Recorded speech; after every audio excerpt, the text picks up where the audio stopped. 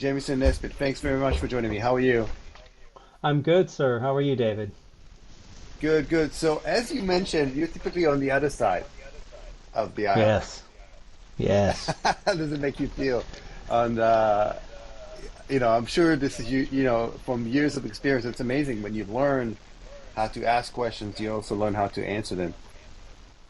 Is that a Yeah. common I mean, statement? it's interesting, it's just nice to not have to manage the technology, I have to say, because that's it, isn't it? Yeah. It's trying to get everything, all the moving parts to work. We can't really Yeah. depend on technology, and that goes across all the sectors, doesn't it? Whether you're Yeah, running a podcast. we'll delve into that for sure. Um, but walk me to memory lane. You've been involved in the kind of the critical infrastructure, cybersecurity for a long time, and what's amazing about you is also you've been giving back to the community by organizing events, being part of a larger community. So walk me through kind of memory lane, how you started, your background, and so on, just so people can get to know you. Sure, sure. No, I moved to the United Kingdom back in 1998, and I actually started working in the events industry at that time.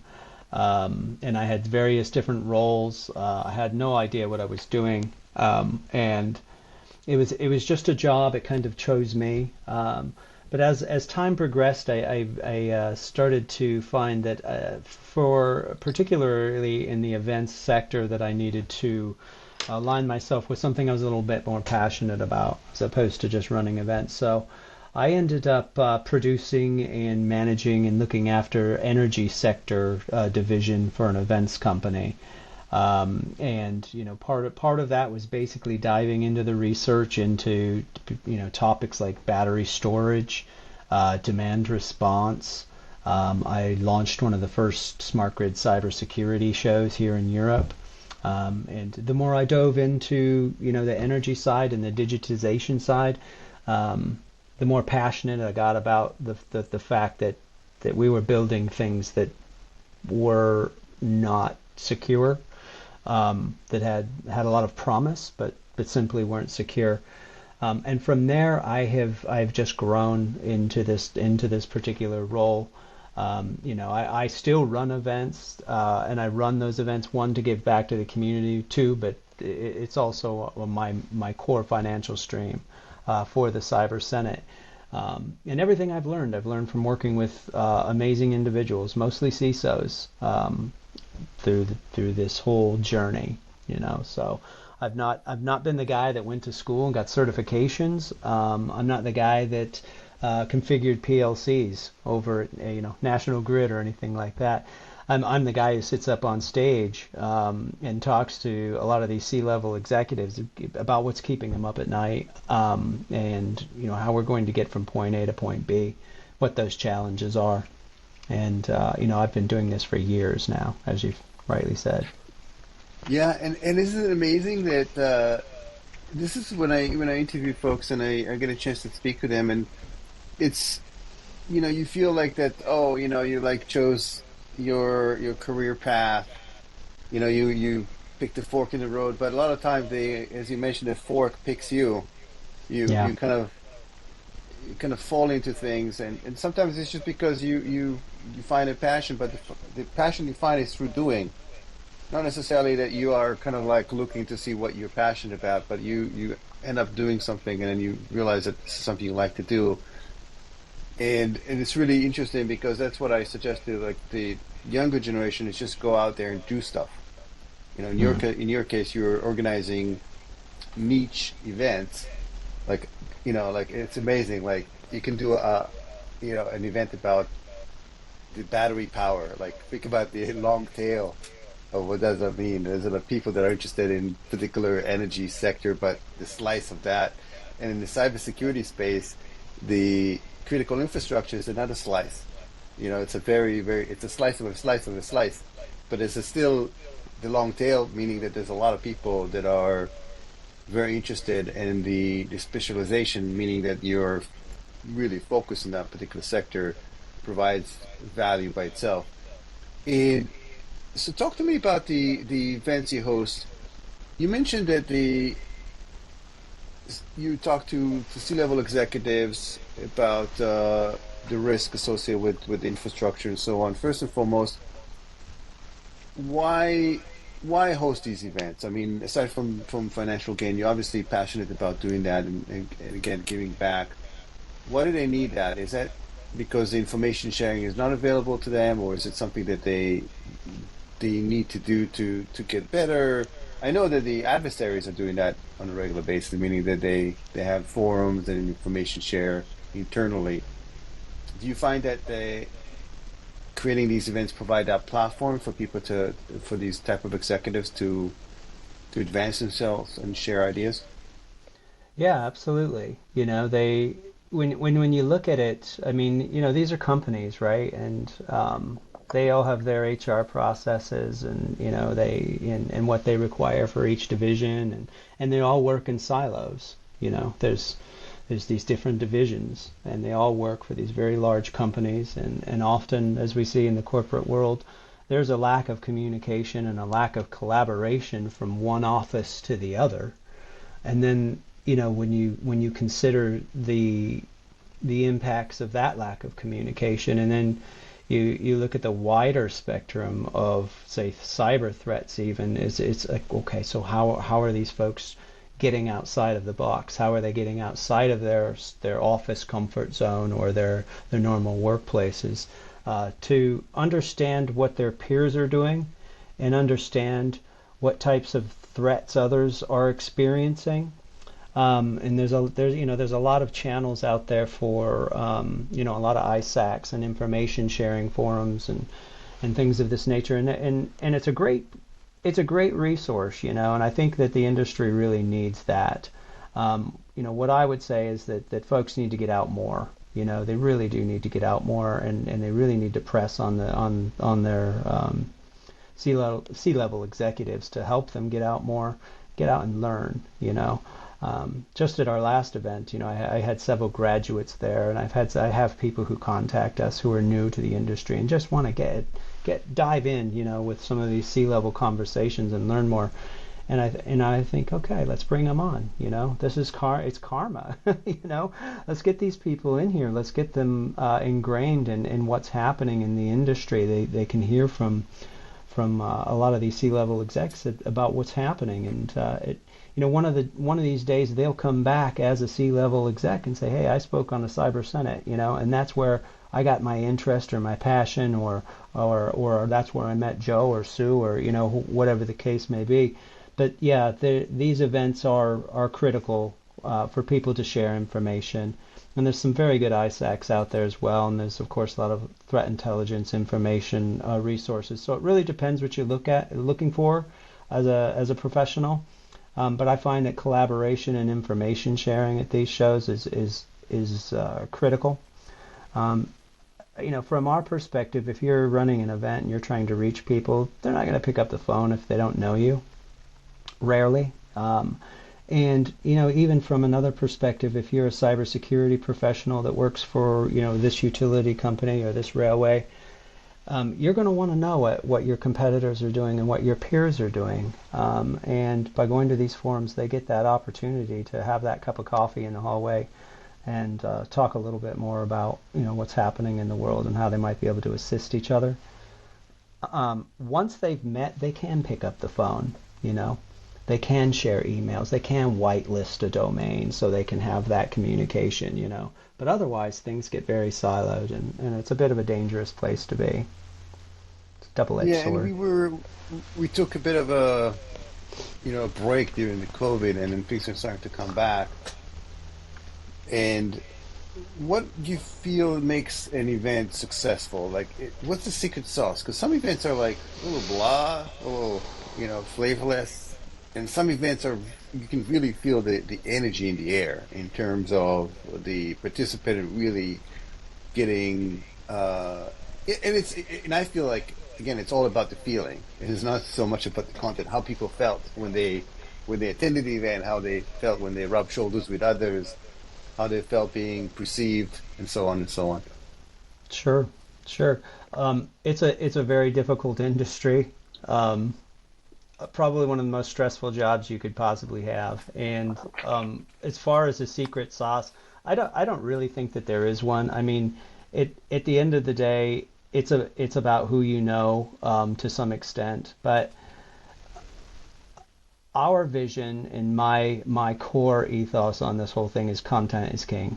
You know, I run these, I run these forums to deliver content that folks may or may not get elsewhere. And there are some very good competitors out there of ours that run some very intelligent content-driven events, and I actually see some of them almost step over the edge on it. It's almost like they're too academic or too intensely content-driven to where if you're not an engineer, you really wouldn't understand what the heck's going on. But I would say for us, it's content. The content has to drive people to these. There has to be conversations taking place, the right conversations, the right discussions on what's emerging or what's keeping them up at night. And they have to know that some of their colleagues or peers are going to be there addressing the same things. And they also need to know that, that there's some solutions there as well. Sometimes we see folks coming to events specifically to meet technology vendors. Sometimes they really don't want that aspect at all. But there's always something that you can derive from these events if you come with an open mind. Whether no matter what your focus is. But for me, David, it's content is king. You can line up And you mentioned, a lot of vendors on a show for 2 days and make a lot of money, but that's not a good product. yeah, and you mentioned something interesting. The fine balance being super technical and keep it in the high level. Because some of these executives are not necessarily technical. They they have a much wider view of what needs to be done, and they even have to communicate some of that to the board of directors and so on. So the stakeholders and business units and so on. So it's not. I mean, even if I would say a fraction of it is technology, yes, but there's so much more to it than that. Is that a correct statement? Yeah, yeah. I think that's what I enjoy the most about the people I work with. They are C-levels executives. They have decision-making capability. They're not always the final say. Everybody reports to somebody, right? But they have that wider view, of what's going on within the business. And some shows or some folks are very, very technical, and I'm not a technical guy. I haven't had that experience. I like talking about technology and learning about it.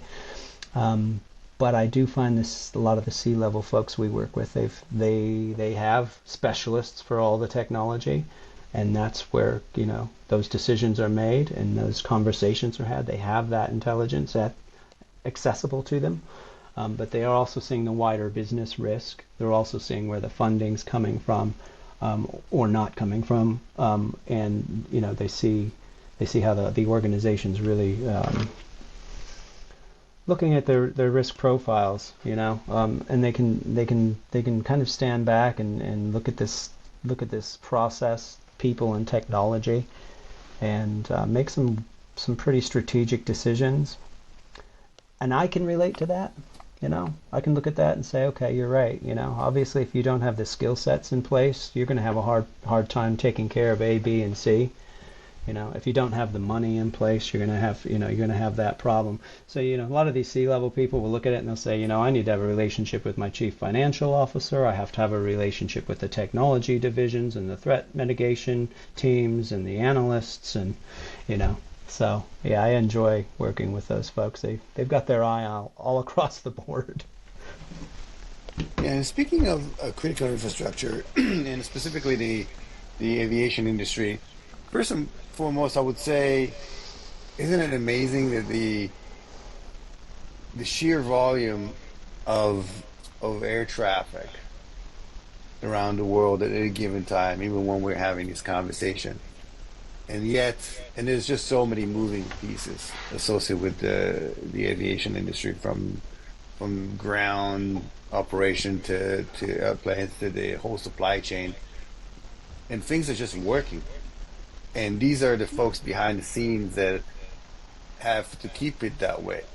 And so, first and foremost, like I would say, the sky is not falling, pun intended, but there is just like so much involved. So, talk to me about, from your perspective, when you're talking to these executives, what do you see are kind of the emerging trends that they're they're considering now from a security perspective, from a cyber perspective? Well, yeah, it is a miracle, I suppose when you think about it.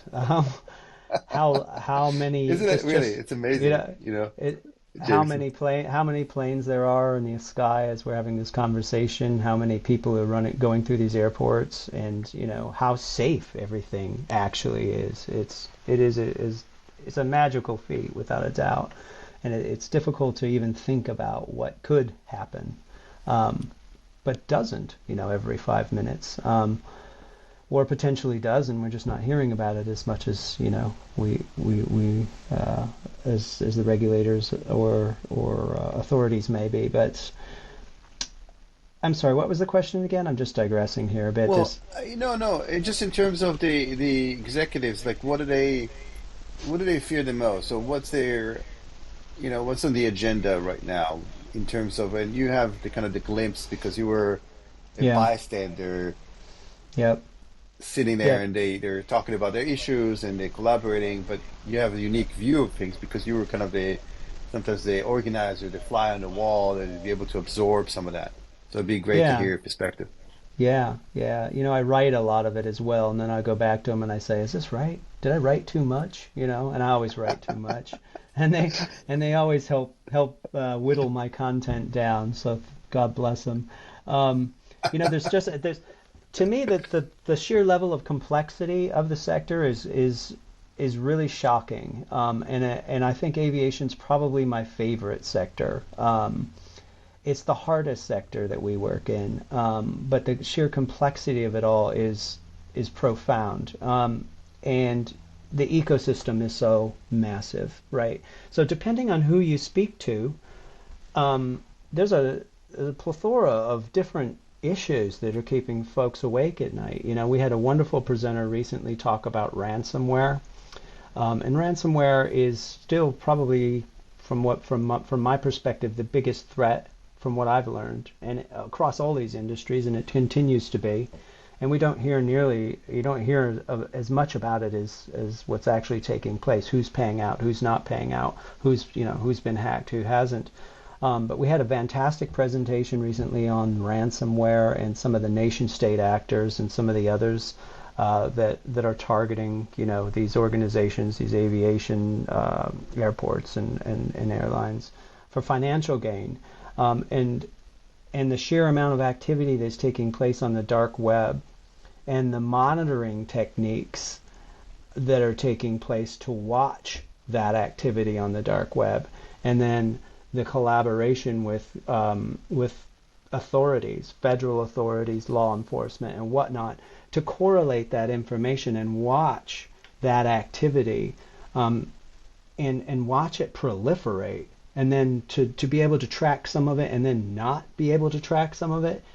It's pretty shocking, to see what some of these specialists are actually able to track and see on the dark web, that of those who are attacking this industry, all industries for that sake. But and I think that really stuck out to me, and it'll stick with me for a long time. And I've heard some really good presentations in my time, but that the quality of that presentation was so clear.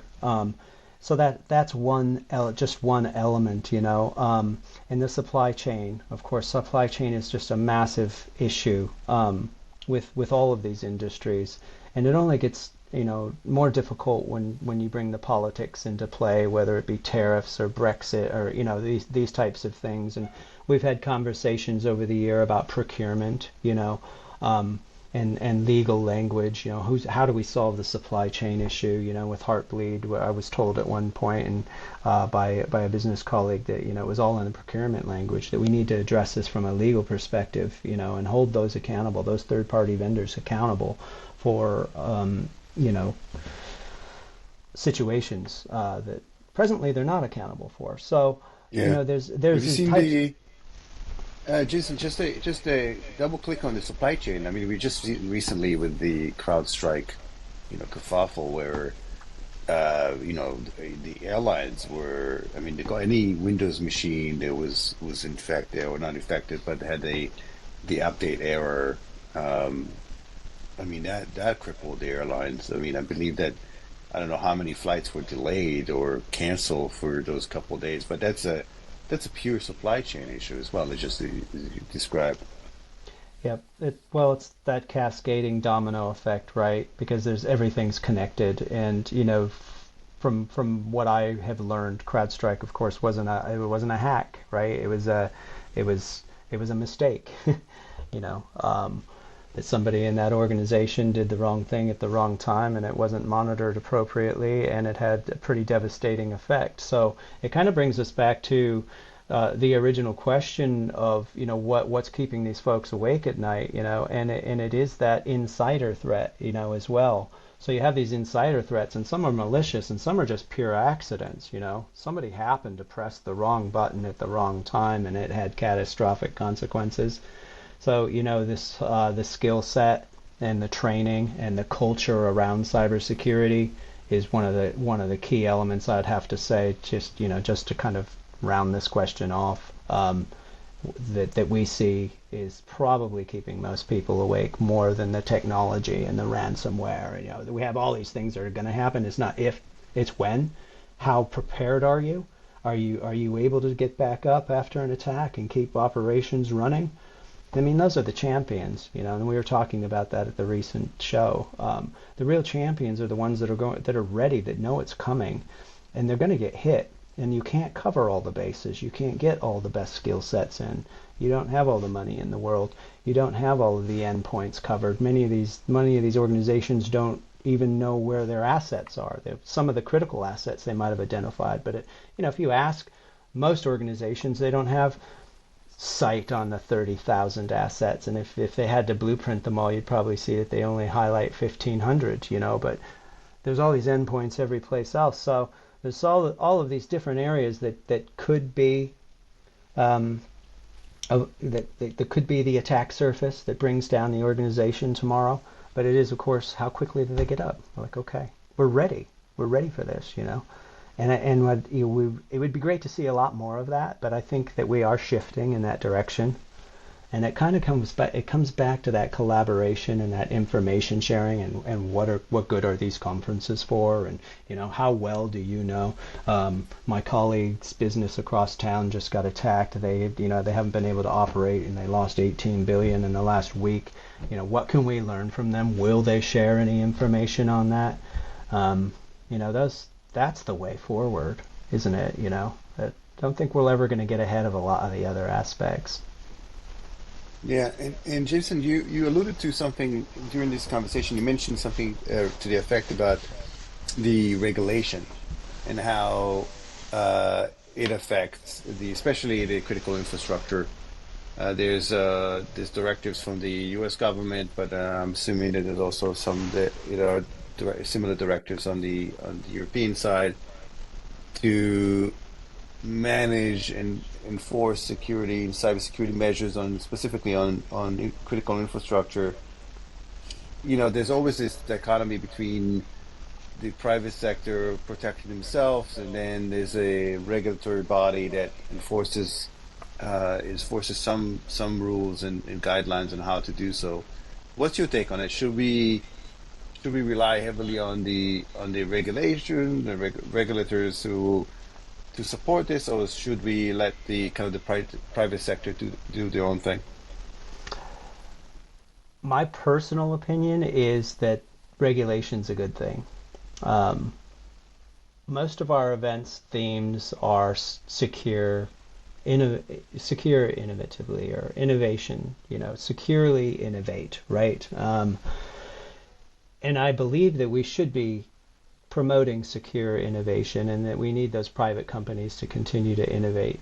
But one of the problems I've always seen in critical infrastructure, and it gets quite frustrating year after year after year to keep talking about the same things, and the fact is that folks need direction. They need that framework. They need to know where to go and what to do. And of course, compliance and ticking boxes isn't security, but somebody needs to provide a list of what to do and what not to do, and what's going to happen if the board doesn't take this seriously.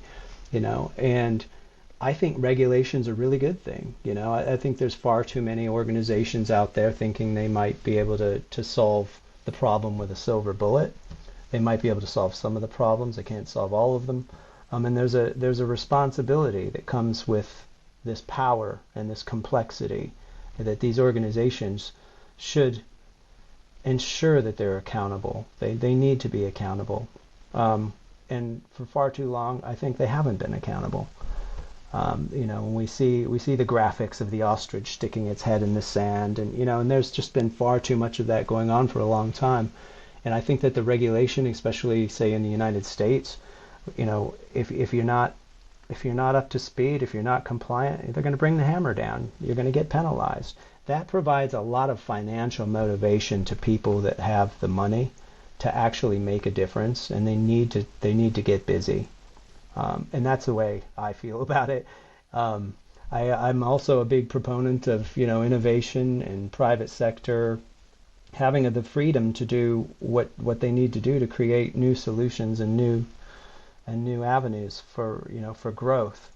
But I think for any board level or any organization, especially in critical infrastructure, to not invest in cybersecurity is wrong. And there needs to be an enforcement mechanism there. In Europe, I think the enforcement mechanisms over here are very kind and very generous. And there's a lot of talk about how to collaborate with organizations. It's not the same as North Jamison, America. it's funny because my perception is the other way around. That the Yeah, European Union is actually very, very on point and forceful on the regulatory side, and the US is more relaxed. that's interesting. Yeah, I, it's I at least don't. from a GDPR perspective. That's on the there's more enforcement on in the European Union as opposed to US is much more relaxed on the privacy, for example, for Yeah, I think Consumer when. Protection Act and so on. Yeah, yeah, I can understand that perspective. I think for when it comes to privacy, that Europe is far more focused on privacy, and they take it far more seriously. Data privacy, these types of things. But I don't see the hammer coming down. Very often. They are in place. Um, GDPR is something that scares a lot of folks, I think, and it's really put that fire under people to get compliant. But we really aren't seeing from my knowledge a whole lot of companies being held accountable yet. Um, and yeah, Yeah, they and, are they, strict. and They're also they far more. just Yeah. yeah, and they just released also a guidelines on how to use AI. The European Union just released one too as well. It's really interesting. But then how do you balance things out with the consumers? All they want is, for example, cheap airline tickets. That's all they care about. Most people, I would say, including myself, like all I care about is I want to be able to fly inexpensively. I wouldn't say the word cheaply, inexpensively everywhere. And Yeah. then so, and the airlines are, there's a lot of budget airlines that are flying around, trying to balance it out. Again, the regulation, the security, the maintenance of these airplanes, the ground crew, everything else, and even salaries to the pilots and staff. balance it out with the cheap tickets. It's a very it's between a rock and a hard place for a lot of these companies. Yeah, I I think it's an interesting conversation, David. I want cheap airline tickets as well. But I, you know, and then we sit here and we're like, wow, how can any business afford this? And then next week you'll see on the front page of the news that the board of directors and the shareholders have been given hundreds and thousands of pounds or dollars in bonuses. You know, I mean, look at the water companies in the UK. It's every week. There's a new announcement. Of some of these companies that are paying out very large bonuses to shareholders. And our waters here, they've been finding all types of pollution in them, and I mean they're not doing what they should be doing. We're just assuming as consumers that they're doing the right thing, but no one's shining a light in those dark places, and I think there's a lot of people making a lot of money off taxpayers, and I would be bold enough to say that probably most budget airline shareholders are doing quite well. Yeah, and it's interesting. Maybe it's on one side they cry to everyone saying that they're in dire straits, and then as you mentioned, the executives are that they make what's that 500 times what normal wages. Yeah, It's not 20 times, it's 500 times make yeah, 15-20 million dollars a year.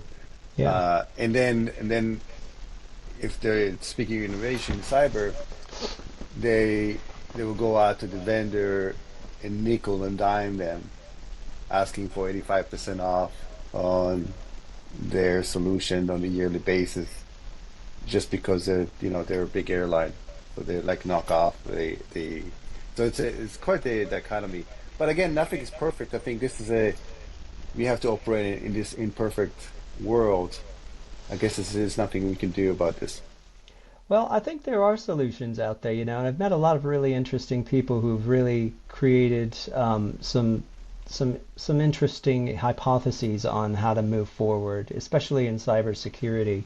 I can't begin to really understand how something like an airline or a small business, a small airline business of that nature could articulate its funding and its costs. But I think when it comes to seeking cybersecurity investment, and the old question of, hey, we're not investing in this because we don't know where the ROI is. There is money there, and the money is being spent.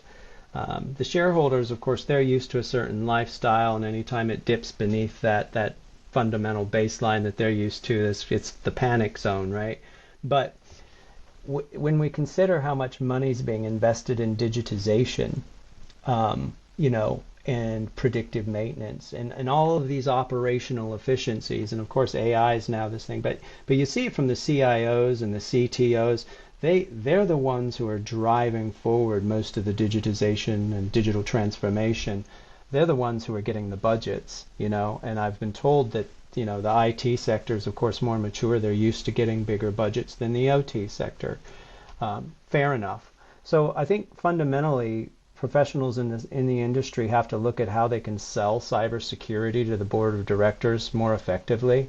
One is the language they're using. I think we all know that, and there's a massive language barrier between IT and OT, but there's also a massive language barrier between the divisions that need that funding and how they approach the CFO, right? Because the CFO doesn't know anything about it. He doesn't want to listen to a techie nerd talk about network architecture and vulnerabilities and things of these nature. They have to go in there with facts and figures about how much money they're going to make or how much money they're going to lose, to get the funding that they need. And I've seen presentations that I thought were quite inspiring on predictive maintenance and AI, and how cybersecurity is being built as an undercurrent backbone of resilience underneath these digitization programs. So the representatives are literally going to the boards of directors and saying, listen, this is how much money we can save you by optimizing your enterprise, to use buzzwords in the industry, but I mean it's how they can become more efficient, how they can save more money, and their eyes are lighting up. These people are creating pipelines, sales pipelines, using this methodology instead of going in there and trying to sell cybersecurity. It's like, hey, your predictive maintenance program, you could be saving XYZ annually, and if for some reason this maintenance or asset management program goes down, you're going to lose billions. Every single day you're going to lose billions. But if we can look at these 8 asset management and predictive maintenance strategies, and they're secure by design. When we deploy them, they have a security element already built into them. We don't actually need to talk security so much. And I find that quite inspiring. Folks are finding a way to talk security to people that don't understand security, but they do understand money, and they do understand digitization, and they do understand that will make them more money. They might be able to cut jobs, or operate their businesses differently. But there's a way of selling cybersecurity, and I thought that was quite innovative. Yeah, and it's interesting because a lot of the industries like the airline operate in a manner that's based on past issues or things that happened in the past and they had to fix it, and sometimes by with disastrous effects, like some of the regulation associated with the airline maintenance, for example, is due to the fact that there were airline accidents, things that happened in the past that then need to get fixed, and now it's becoming industry standard, right? So you have to, for example, a certain amount of sleep with the crew, a certain amount of maintenance, and so on. So I hope that the cybersecurity industry is becoming more mature over time, and as you describe succinctly, so the cyber piece needs to be incorporated into every fabric of the airline industry, and not as an afterthought, and then needs to take that and then translate that into normal speak that the executives can understand, because as you mentioned, no one really cares about network architecture. Maybe Mm. some people do, but the majority of the people, especially the ones that write the checks, do not care. And in fact, that they all they want to know is the bottom line. How can you prevent my business from the stalling, and how you can help me make money. So speaking about innovation, you mentioned that you're a huge proponent of advancing through innovation. What have you seen from an industry perspective? Where is innovation coming from in the next 6 to 12 months? Maybe technology, but also like just from what type of technologies within the cyberspace. Well, I think obviously from a technology perspective, you do see AI, the big buzzword. There's all types of presentations and industry leaders coming to these shows talking about how they're how they can use AI. Um, and AI is kind of that, it is a bit dangerous, isn't it? So it can create all of these efficiencies, and all industry sectors that I've worked with are using it in one way or another, in ways that I don't even understand. But they're creating these efficiencies. They're taking those redundant jobs, and AI is filling those gaps. And they're finding new ways, but one of the things that came up at one of our rail shows in the U.S. that a business colleague mentioned, that was quite profound is, we want to use it, we want to deploy AI, but the biggest focus here should be on how it's used responsibly, because it's quite complex, really, and it's all data dependent, right? And we have massive data problems already. It doesn't matter what industry you're in. There's so much OT data and IT data out there. No one knows what's actionable and what's not, right? And if we did, they would be more profitable, really. And we talk about this a lot. What is actionable data? But AI depends upon how it's programmed and what type of data sets it's running off of. So And there's this responsibility factor, right? Where do we stop this machine? How much if AI is going to be protecting us against cyber attacks by identifying anomalies in behavior and whatnot, in our those adversaries out there are also using it, to attack organizations. Basically, we got massive robots. You just got robots attacking robots here in the future, don't we? It's like a scary movie. But we Totally. do see we see that. There's a lot of discussion about AI and how it can be used responsibly. I think one of the areas of innovation that I see and that I'm most inspired by is really the human element, um, the collaboration and the awareness and the passion to get the job done, regardless of your paycheck, regardless of there are those out there that work in this particular industry and critical infrastructure that know that what they're doing will save lives ultimately. I've even had hospitals, and medical centers come to some of these shows, and they're under attack. And it used to be that they were off limits, and they're not off limits to hackers anymore. There's no place a hacker won't go now to try and Yeah, gain a Jameson, there better. was just double click on that. There was already an incident where, due to I think ransomware, an operation got postponed, and the patients basically, unfortunately expired just because of the ransomware attack. So it had the right correlation Yeah, yeah, to that yeah. I medical think that center. there's a lot more horror stories out there than in the healthcare sector than people are aware of.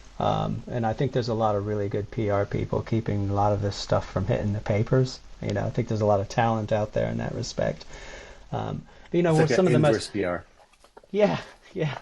But some of the people working in this industry are amazing and they're innovative. There was an airport out in Florida that I had met once, who did a presentation for us, and the head of IT and then the head of safety and security noticed that there was a problem, in within the airport, that there was a vulnerability and a gap really in the business, of addressing all of that gray area and that middle ground where most of the threats are probably sitting, and the fact that none of those departments communicated together, and they came together and they put together a team. And I get goosebumps still talking about it.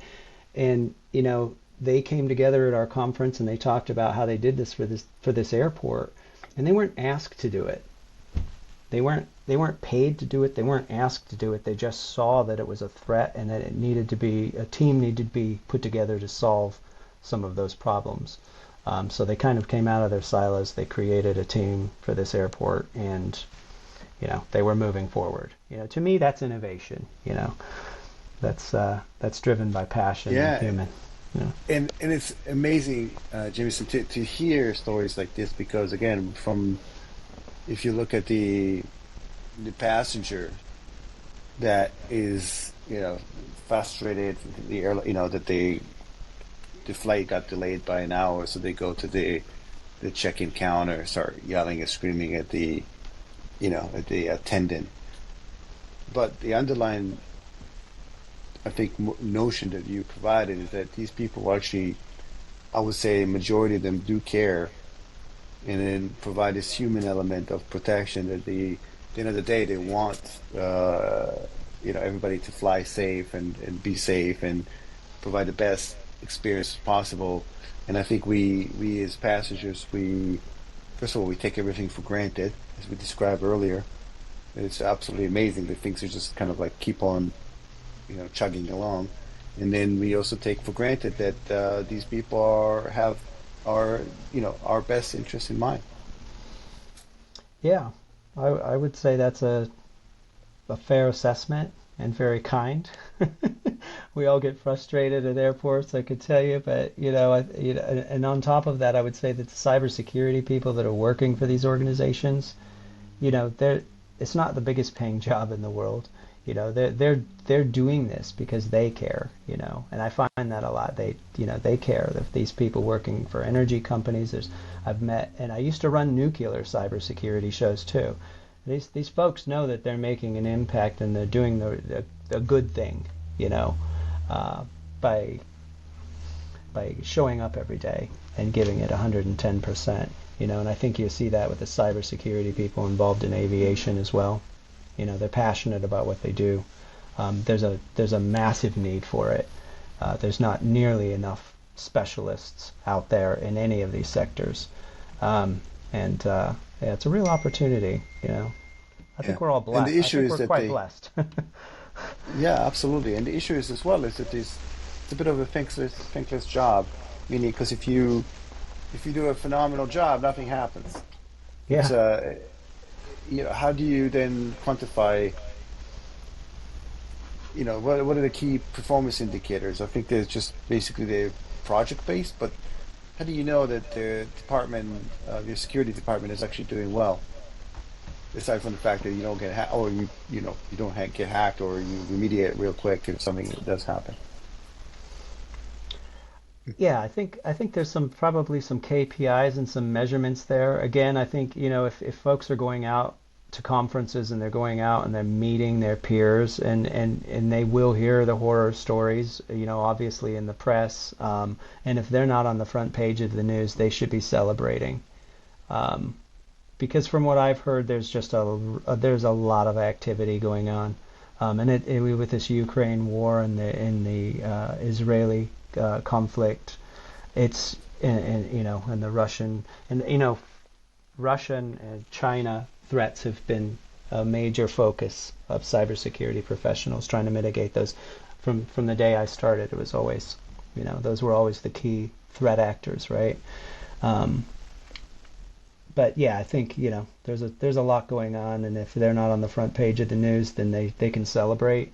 But I think going to the conferences and talking to people and meeting your colleagues, um, they may be able to tell you about some pretty scary stuff, And I think at that point, Is if you're there in, if you're an industry professional and you're like, man, I'm really glad that didn't happen to my team last week, then you've got some. Jameson, is there a time where people just say, "Hey, listen, turn everything off.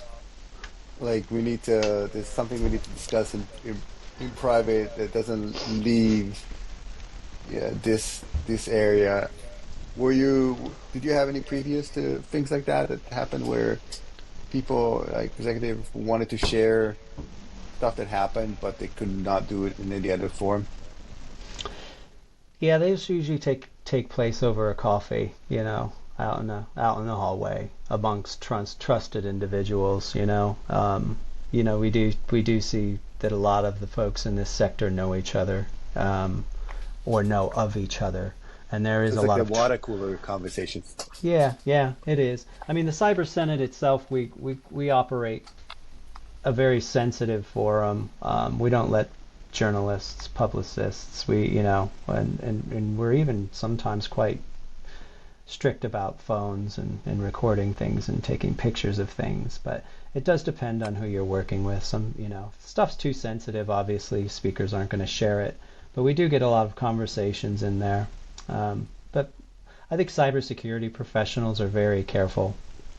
They're very careful about what they share, Because that information sharing is so important, but it's often been said you have to know what you can share, and you have to know what not to share, right? It's equally important to make sure you don't share some things, So yeah, I think there's some So, pretty good Jameson, conversations. it's been an yeah, amazing conversation. So before we part ways, I want to spend a couple minutes about the event themselves, Sure. how to get involved, who's it for, uh, just in general, so people that they listen to this and want to take part.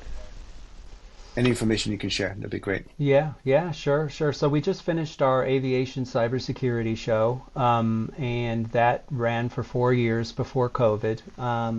COVID kind of wiped that out for a bit, and then I focused purely on some of our OT shows after that. I've been running industrial control shows for over 10 years.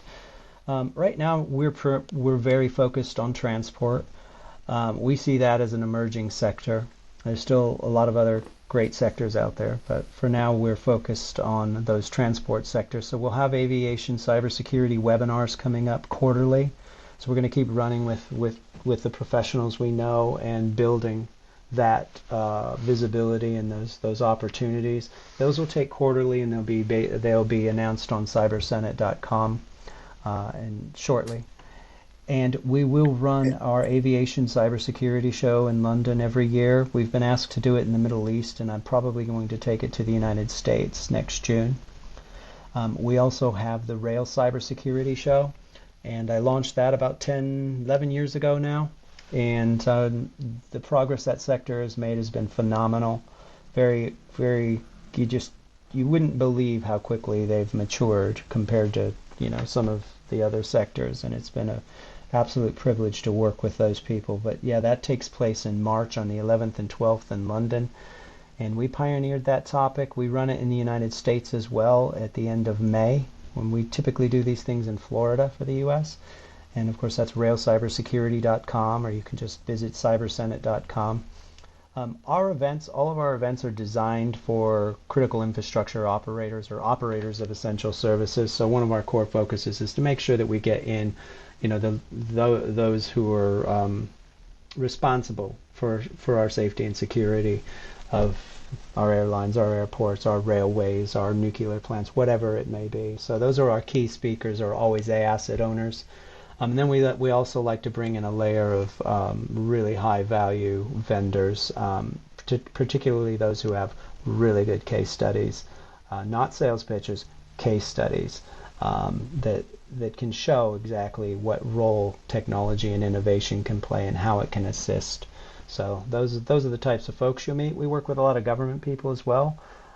Big shout out to CISA and as well as the NCSC here in the United Kingdom, who've always been quite supportive of us. But we do work with CISA a lot in the United States. So you'll always meet those folks at our U.S. shows too. Fantastic. And then I like to typically part ways with something positive that you've experienced, or that, as we mentioned, the sky is not falling. And coming from you, if you can share something positive that you've experienced or observed in the past year or so, that'd be great with the audience. Sure. I would say that there's a lot of hope, in what we're doing. There's a lot of awareness. What we've seen is that the culture of awareness and the perception of cyber risk in these organizations is changing profoundly. We still need more government oversight, so more government involvement. They should have been involved a long time ago in saying, hey, these are risks. But those who work in this sector live for it and die for it, and they love what they're doing. They're fantastic at it. They're building amazing teams. They understand the role of collaboration. They understand the role of information sharing. They're looking for those with skill sets in OT particularly. We're working with lecturers now as well who are training up the next generation of OT cybersecurity people. They're putting together virtual labs. So, it's all very inspiring. There's a lot of jobs out in cybersecurity. There's a lot going on, obviously, in this sector. And, like I said before, I think innovation really is at the human level here. And we have some really very knowledgeable and very passionate leaders that are developing teams in critical infrastructure to make sure that we keep the lights on, and I just tip my hat to those people because they're getting calls all day and all night. I had people at my conferences taking calls in the hallway, and man, some of them are sweating it. They got a massive responsibility, and they're keeping people safe. So, there's folks out there defending the borders, so to speak, day and night. You just can't applaud them enough. They're doing a wonderful job. So there's a lot of hope there. It's not all doom and gloom. There's a lot of scary digitization stuff going on out there, and there's a lot of risk. But there's also a lot of folks out there that are very good at what they do, and the future's wide open for this job sector. Which is great for those of us with kids who are like, you need to work in cybersecurity. Fantastic. Jamison, thank you very, very much for joining me today. Much, much appreciated. It was a wonderful conversation. Looking forward to maybe popping in one of those US-based events. And please do. Until then, if all those who join us stay safe online as well as offline, I'll see you in the next episode. Thank you very much. Thank you for having me, David. Thank you. Thank you. Have a good day.